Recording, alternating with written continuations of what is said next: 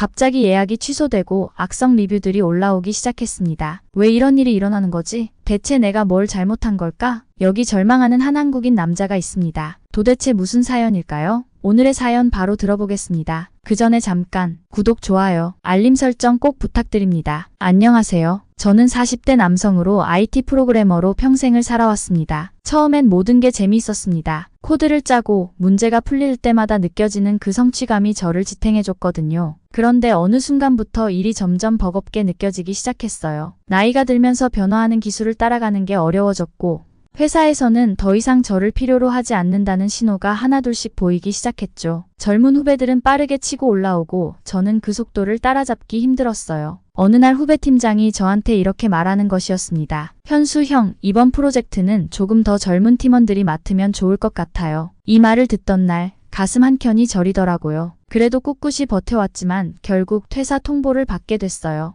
회사의 선택이 이해가 안 가는 건 아니었어요. 제 나이, 경력, 그리고 기술의 빠른 변화 속에서 제가 점점 구식이 되어간다는 걸 느꼈거든요. 퇴사하던 날 회사 문을 나서면서 여러 가지 생각이 들었어요. 앞으로 뭘 해야 할까? 내 남은 인생은 어떻게 해야 하지? 퇴직금을 손에 쥐고 나서 처음 든 생각은 이 돈으로 뭐라도 해야겠다는 거였어요. 한동안 고민 끝에 치킨집이나 해볼까 했죠. 개발자들 사이에 농담 반 진담 반으로 하는 말이 퇴사하면 가장 많이 하는 말이었거든요. 저도 그 대열에 합류해볼까 생각했어요.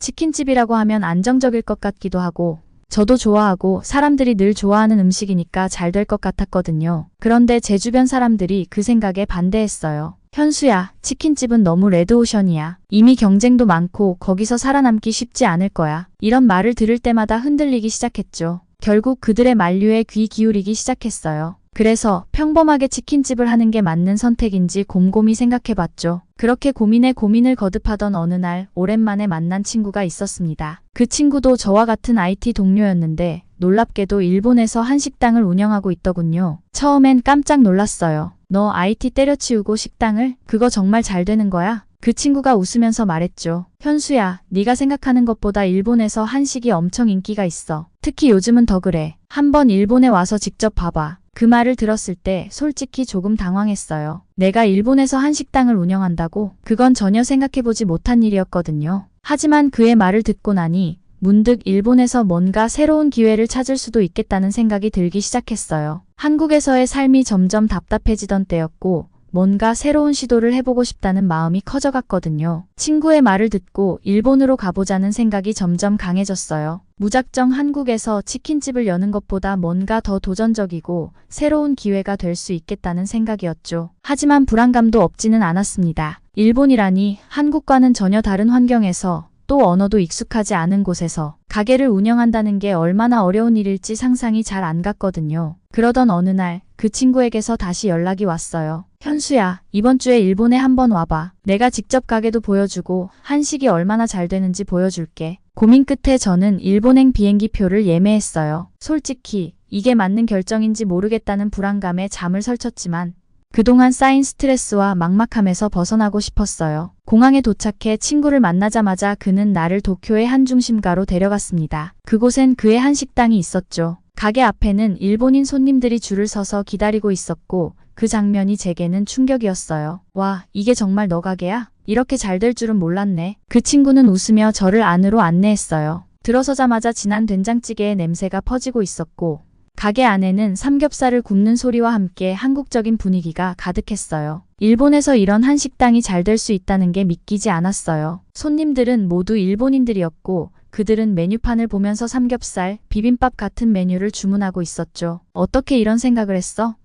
제가 물었어요. 그 친구는 자신만만한 표정으로 대답했어요. 사실 처음엔 나도 두려웠지. 일본에서 한식을 한다는 게 쉬운 일은 아니니까. 그런데 일본인들이 한국 음식을 생각보다 너무 좋아하더라고. 특히 요즘은 K-문화가 전 세계적으로 유행이잖아. 일본도 예외가 아니야. 음악, 드라마만 좋아하는 게 아니라 음식까지 다 좋아해. 그 말을 듣고 보니 최근 몇 년간 한국의 대중문화가 전 세계적으로 큰 인기를 끌고 있는 건 나도 알고 있었어요. 하지만 음식까지 이 정도로 영향을 미친다는 건 몰랐죠. 친구는 한식의 인기가 오히려 일본 내에서 점점 더 커지고 있다며 나에게 이 기회를 놓치지 말라고 강력히 추천했습니다. 현수야, 한국에서는 치킨집을 여는 게 흔하지만 일본에서는 한식당이 더 특별해. 경쟁도 적고 한국 음식을 좋아하는 사람들이 계속 늘어나고 있어. 너도 잘 알잖아. 우리 같은 IT 출신이면 문제 해결 능력도 뛰어나고 새로운 도전을 해보는데 익숙하잖아. 왜 한국에서 평범하게 치킨집을 하려고 해? 차라리 여기 와서 한식당을 운영해봐. 충분히 할 수 있어. 그 친구의 말이 점점 더 귀에 들어왔어요. 뭔가 새로운 시작이 필요했던 내게 이 제안은 아주 매력적으로 다가왔죠. 한국에서는 한식이 너무 익숙하고 평범해졌지만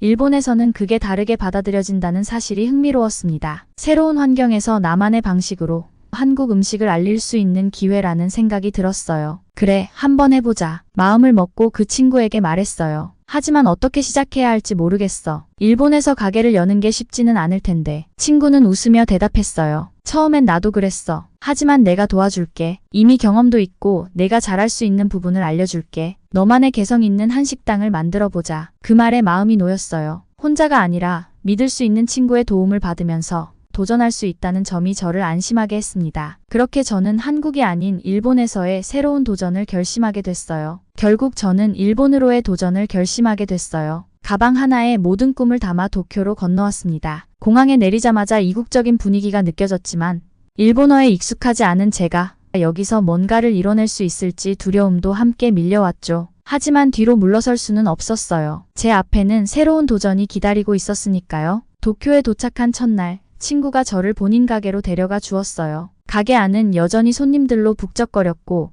그는 운영하면서 겪었던 이야기들을 들려줬죠. 일본에서 한식당을 시작하는 건 생각보다 쉽지 않았어, 현수야. 이 사람들은 처음엔 한국 음식에 대한 호기심은 있었지만 뭔가 익숙하지 않으면 쉽게 도전하지 않는 경향이 있거든. 그래서 요리뿐만 아니라 서비스, 인테리어까지 일본인들의 정서에 맞게 신경 써야 했어. 그의 말을 듣고 보니 단순히 한국 음식을 제공하는 것만으로는 부족하다는 걸 알겠더라고요. 일본에서 성공하기 위해서는 그들의 문화와 기호를 이해하는 게 필요했어요. 저는 그날부터 본격적으로 일본에서 한식당을 운영하는 방법에 대해 공부하기 시작했어요. 친구가 말해준 작은 것 하나하나가 모두 중요하다는 걸 깨달았죠. 일본 손님들이 어떤 맛을 좋아하는지, 무엇을 중요하게 생각하는지 철저히 분석하면서요. 현수야, 너도 곧 느끼겠지만 일본 사람들은 뭐든지 완벽하게 준비된 상태를 좋아해. 그들은 결코 서두르지 않고 차분하게 생각하고 행동해. 그래서 가게를 운영할 때도 절대 허둥대면 안 돼. 철저하게 준비하고 손님들이 기대하는 그 이상의 것을 보여줘야 해. 그 말이 가슴에 남았어요. 한국에서는 속도가 중요했어요. 손님이 오면 최대한 빨리 음식이 나와야 하고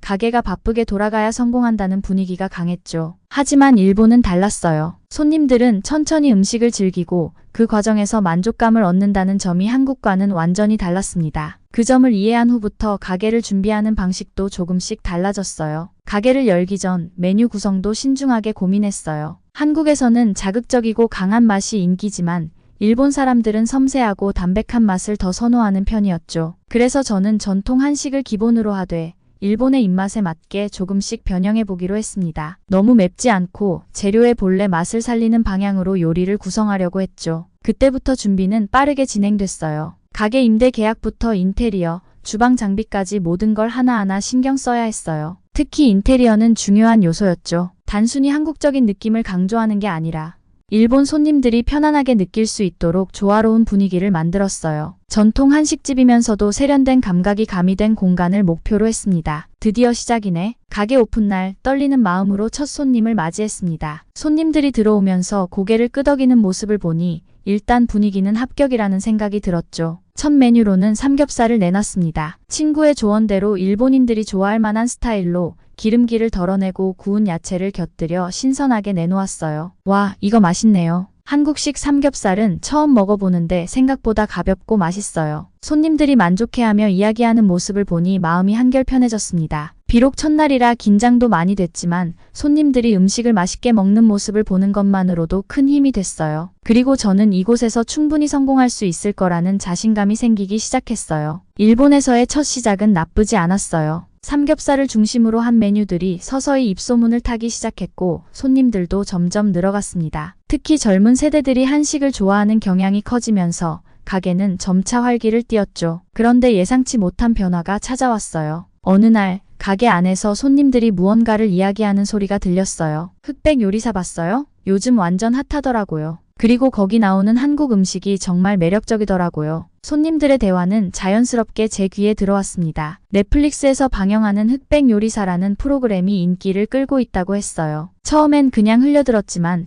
시간이 지나면서 점점 더 많은 손님들이 이 프로그램 이야기를 하더군요. 흑백 요리사에 대한 이야기가 입에서 입으로 전해지면서 한국 음식에 대한 관심도 덩달아 높아지고 있었습니다. 현수야, 소식 들었어? 흑백 요리사 프로그램이 지금 전 세계적으로 대박났대. 그래서 요즘 한국 음식에 대한 관심이 폭발적이래. 친구가 찾아와 저에게 흑백 요리사에 대해 더 자세히 설명해줬어요. 이 프로그램은 한국 요리사들이 흑팀과 백팀으로 나뉘어 요리 대결을 벌이는 내용이었는데 독특한 요리법과 창의적인 레시피가 사람들의 눈길을 끌고 있다고 했죠. 특히 전 세계에서 K-팝과 K-드라마에 이어 한식까지 인기를 얻고 있다는 소식에 저도 신이 났습니다. 이거 정말 잘된 일 아닌가? 요즘 가게도 잘 돌아가고 있고 여기에 한식이 더 주목받으면 앞으로 더 좋아지겠네. 그때부터 저도 흑백 요리사 프로그램을 보기 시작했어요. 프로그램을 볼 때마다 한국의 음식 문화가 이렇게 세계적으로 사랑받고 있다는 사실이 자랑스러웠죠. 손님들 중 일부는 흑백 요리사에 나온 레시피를 이야기하며 저희 가게에서도 그런 메뉴를 만들어 달라는 요구를 하기도 했어요. 저는 자연스럽게 이 프로그램이 제 가게에도 긍정적인 영향을 미칠 거라고 확신하게 됐습니다. 프로그램의 영향력이 점점 커지면서 저희 가게는 더 많은 손님들로 북적이기 시작했어요. 특히 한국 음식을 처음 접해보는 일본 손님들이 흑백 요리사의 레시피에 매료되어 한국 음식에 관심을 가지게 됐죠. 손님들은 메뉴를 주문할 때도 흑백 요리사에 나온 요리들과 비교하며 기대감을 보였고 저는 그 기대에 부응하기 위해 더 신경을 써야 했습니다. 가게의 매출은 점점 늘어났고 손님들은 저희 음식을 칭찬하며 한국 음식을 더욱 좋아하게 됐어요. 그때 저는 처음으로 이곳에서 성공할 수 있을 것 같다는 확신이 들었어요. 물론 여전히 배워야 할 점도 많았고 일본 시장에서 한식당을 운영하는 건 여전히 도전적인 일이었지만 그 과정에서 즐거움을 느낄 수 있었습니다. 손님들이 가게에 들어서면 한국의 전통 음식을 맛보고 흑백 요리사에서 본 요리들을 이야기하며 즐기는 모습이 저에게 큰 자부심을 안겨줬습니다. 내가 잘하고 있구나라는 생각이 들었어요. 그동안 힘들었던 순간들이 다 보상받는 느낌이었죠. 이때까지만 해도 저는 앞으로 계속 순조롭게 나아갈 거라고 믿고 있었어요. 가게가 순조롭게 돌아가고 있을 때 저는 점점 더 많은 손님들이 저희 음식을 즐기는 모습을 보면서 자신감을 얻었어요. 흑백 요리사 덕분에 한식에 대한 인지도도 높아지고 손님들이 매번 만족한 얼굴로 가게를 나가는 모습을 볼 때마다 이 선택이 옳았다는 생각이 들었죠. 그런데 예상치 못한 문제가 서서히 고개를 들기 시작했습니다. 어느 날 길 건너편에 있는 일식당 사장이 찾아왔어요. 그는 처음엔 친근한 얼굴로 다가왔습니다. 현수 씨, 요즘 가게 잘 되시나 봐요. 손님들이 많아서 좋겠어요. 그의 말투는 친절했지만 그 뒤에 숨겨진 불쾌함이 느껴졌습니다. 그는 한참 동안 제 가게를 둘러보더니 약간 비꼬는 듯한 말투로 이어갔어요. 한국 음식이 이렇게 인기가 있을 줄은 몰랐네요. 일본 사람들 입맛엔 좀 자극적이지 않나요? 순간적으로 무언가 불길한 느낌이 들었어요. 그가 왜 이런 말을 하는지 의도를 알 수 없었죠. 그런데 그로부터 며칠 후 가게에 이상한 일이 일어나기 시작했어요. 한두 명의 손님이 갑자기 예약을 취소하고 그 뒤로도 예약이 줄어들기 시작했어요. 그뿐만 아니라 인터넷에 악성 리뷰들이 하나둘씩 올라오기 시작했습니다. 이 가게는 위생 상태가 좋지 않다. 음식이 너무 짜고 맛이 별로였다. 한식이 일본 요리를 흉내내는 느낌이었다. 처음엔 그저 우연이라고 생각했어요. 가게가 바빠지면 이런 문제도 생길 수 있다고 넘기려고 했죠. 하지만 상황은 점점 심각해졌습니다. 손님들은 악성 리뷰를 보고 오지 않게 되었고 가게 매출은 급격히 떨어졌어요. 불과 몇 주 전만 해도 흑백 요리사의 인기 덕분에 활기를 띠던 가게가 이렇게 한순간에 무너질 줄은 몰랐어요. 그때 길 건너 일식당에서 들려오는 웃음소리가 들렸습니다. 그곳은 여전히 손님들로 북적였고 그 사장은 저를 볼 때마다 비웃는 듯한 표정으로 저를 바라보곤 했죠. 점점 그가 이 상황의 원인이라는 생각이 들기 시작했습니다. 분명 그가 어떤 식으로든 저희 가게를 음해하는 음모를 꾸몄다는 느낌이 들었어요. 왜 이런 일이 일어나는 걸까? 내가 뭘 잘못한 걸까? 저는 좌절감에 빠졌습니다. 모든 걸 바쳐 열심히 일했는데 이렇게 쉽게 무너지는 게 맞는 건가 싶었죠. 밤마다 가게에서 혼자 앉아 쓸쓸하게 빈 테이블들을 바라보면서 끝없는 고민에 빠졌습니다. 손님들이 왜 오지 않는지, 내가 어떤 실수를 했는지 아무리 생각해도 답이 나오지 않았어요. 그저 막막할 뿐이었죠. 제 자신감도 바닥에 떨어졌습니다. 처음 일본에 와서 시작할 때 느꼈던 두려움이 다시 고개를 들었어요. 역시 일본에서 한국 음식을 한다는 게 무리였던 걸까?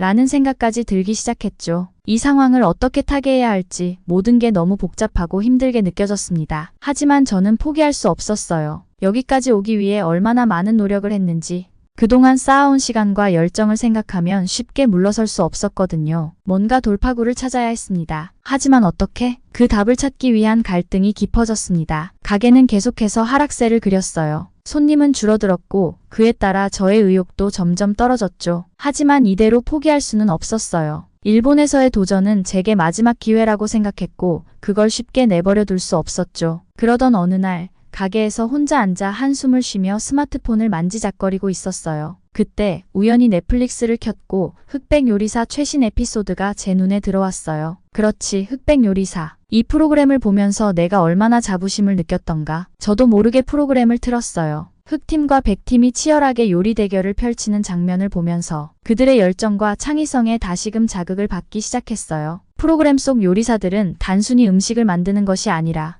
자신들만의 철학과 아이디어로 한국 음식을 재해석하고 있었죠. 그들이 보여주는 열정과 새로운 시도는 제가 잊고 있었던 초심을 다시 떠올리게 해줬습니다. 프로그램 속에서 나온 요리 하나가 특히 눈에 띄었어요. 한국 전통 음식인 된장찌개를 재해석한 요리였는데 그 깊고 진한 맛을 현대적으로 풀어내 손님들에게 큰 호응을 얻고 있었죠. 그 요리사는 말했습니다. 전통은 중요하지만 그 전통을 현대인의 입맛에 맞춰 재해석하는 것이 중요하다. 이 말이 제 마음에 크게 와 닿았어요. 맞아요. 저는 전통적인 한식만 고집하고 그걸 그대로 일본 손님들에게 제공하려 했던 거였어요. 일본 사람들의 입맛과 문화는 한국과 다르다는 걸 알면서도 그 차이를 충분히 고려하지 않고 있었던 게 문제였던 거죠. 갑자기 그동안 제가 무엇을 놓치고 있었는지 명확해졌습니다. 그래, 나도 변화가 필요해. 전통에 얽매이지 않고 흑백 요리사처럼 한식을 새로운 방식으로 해석할 수 있어야 해. 그날 밤 저는 흑백 요리사에서 소개된 레시피들을 하나하나 다시 보기 시작했어요. 한국의 맛을 기본으로 하되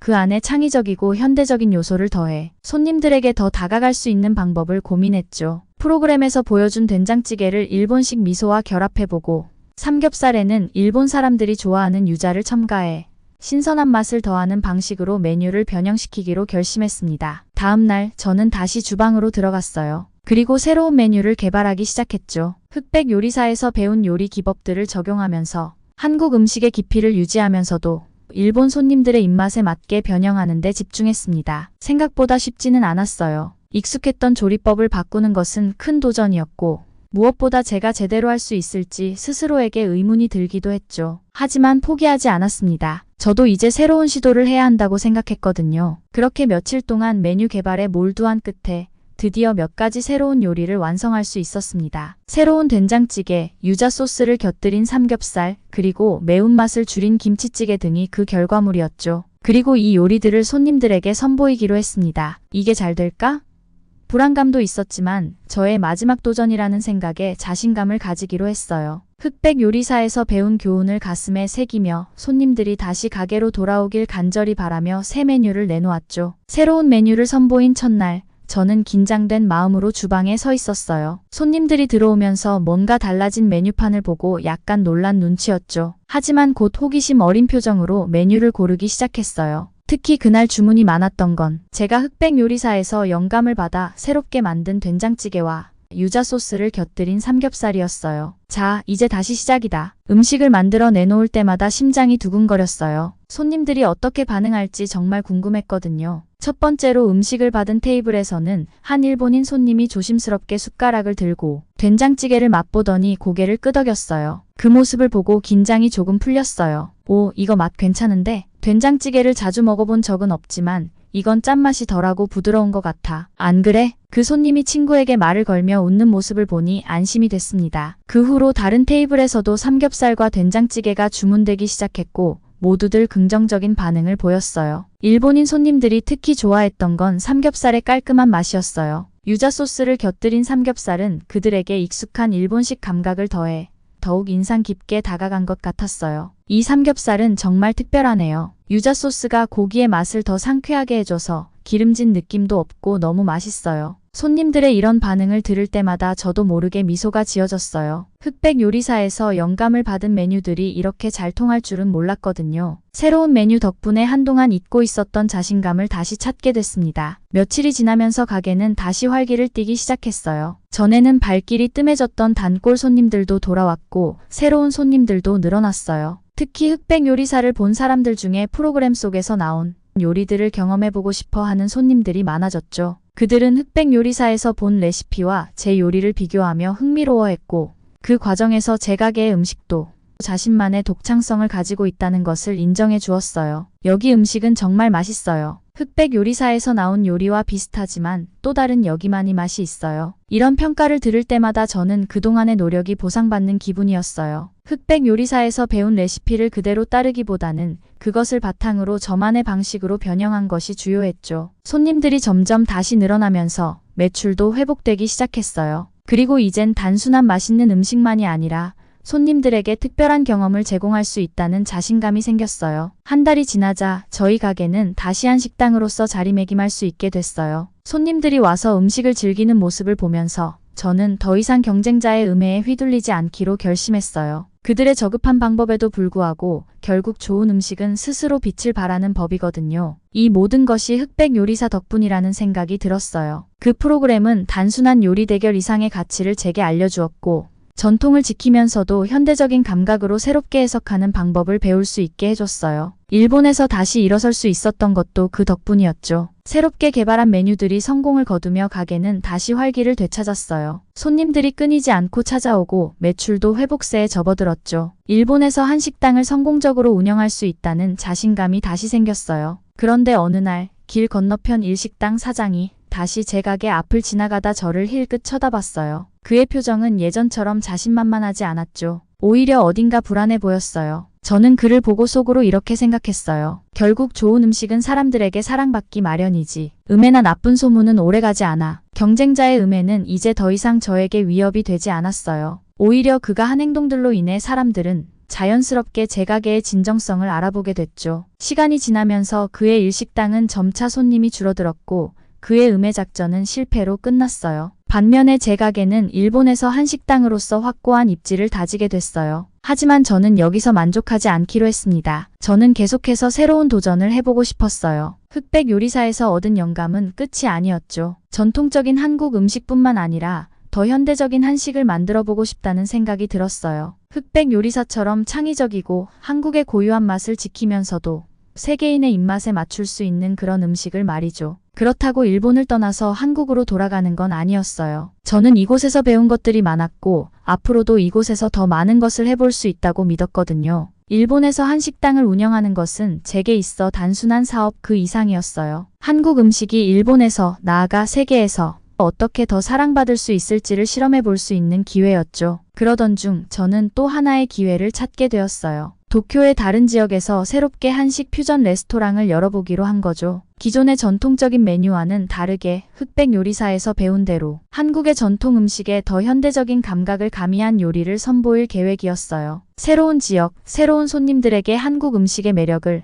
더 확실히 알릴 수 있는 기회라고 생각했죠. 이제 또 다른 시작이야. 저는 마음속으로 다짐했어요. 일본에서의 첫 도전이 성공적이었다고 해서 거기에 안주할 생각은 없었어요. 저는 한국의 맛을 일본뿐 아니라 전 세계에 알리고 싶었어요. 일본에서 시작된 이 여정이 언젠가 다른 나라로도 이어질 수 있다는 희망을 품고 있었죠. 새로운 도전이 시작되면서 제 삶은 다시 한번 활력을 되찾았어요. 일본에서의 한식당 운영은 이제 저에게 더 이상 두려움이 아닌 기회로 다가왔고 저는 그 기회를 최대한 활용해 나가기로 결심했어요. 흑백 요리사에서 배운 교훈을 마음에 새기며 앞으로도 더 많은 사람들에게 한국 음식의 진정한 맛과 가치를 알리기 위해 계속 나아가려고 합니다. 오늘 사연 어떠셨나요? 오늘의 사연에 대해 댓글로 다른 분들과 의견을 나눠보세요. 그리고 사연 제작에 아주 큰 힘이 되는 구독과 좋아요도 부탁드려요. 이상 감동 모음이었고 더 좋은 사연으로 찾아오겠습니다.